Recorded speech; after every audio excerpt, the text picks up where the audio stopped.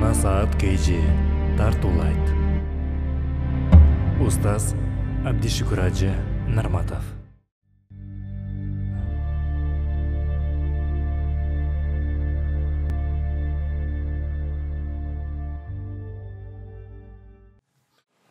Бирөөдө кечиргендик бул урматтуу мусулман бир тууган тилекке каршы кээ-бирлер айтат, бул коркту дейт.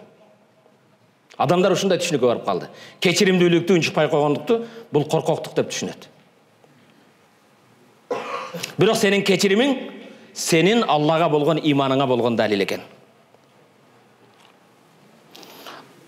Пайгамбар айтат: "Фал инсан буньянуллах." Инсандар Алланын жарагаткан, Алланын жасаган курулуштары дейт. Жердеги инсандар. Ва мал'унун ман хадама буньянуллах. Алланын наалаты болсун, Аллах жараткан бенделерди бузуп талкалагандар дейт. Икрима ибн Абу Жахил деген сахаба болгон. Икрима кимдин баласы? Абу Жахилдин, Умардын эмес, Абу Бакырдын эмес, Хазіреті Умардын эмес, Абу Жахил.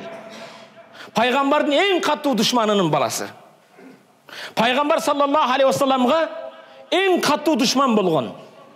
Мушриктердин арасындагы эң жаман пайгамбарга, сахабаларга ызалардын, кыйынчылыктардын, жапалардын түрүн тарткызган Икрима болот бул. Жахилдердин, имансыздардын лидерлердин бирөөсү. Бирок Фатху Маккада Икрима иманды кабыл алды. Пайгамбар саллаллаху алейхи вассаламга 13 жыл Меккеде, 8 жыл Мадина Мунавварада канча болот? 21 жыл душмандык кылган. Bir saat эмес, bir күн эмес, 21 күн эмес, 21 ай эмес, 21 жыл душмандык кылган Икрима 21 жылдан кийин исламды кабыл алды. Бул Меккедеги Абу Жахил пайгамбардын эң каттуу душмандардын баласы. Пайгамбар саллаллаху алейхи вассалам сахабаларга мындай деди: "Көңүл бур, урматтуу мусулман бир тууган. Саятикум Икрима ибн Абу Жахил. Азыр Абу Жахилдин баласы Икрима жаныңарга келет. Муъминан, иманды кабыл алып, мусулман болуп, мухажиран, Аллах жолунда хижрат кылып Меккени таштап келет. Фала тасуббу аба. Атасыны тилдебегиле. Атасыны сөкпөгүлө. Паранчынын баласы, Кудайдын наалаты болгурдун баласы деп атасыны сөкпөгүлө, тилдебегиле. Фа инна саббил майит ю'зил хай.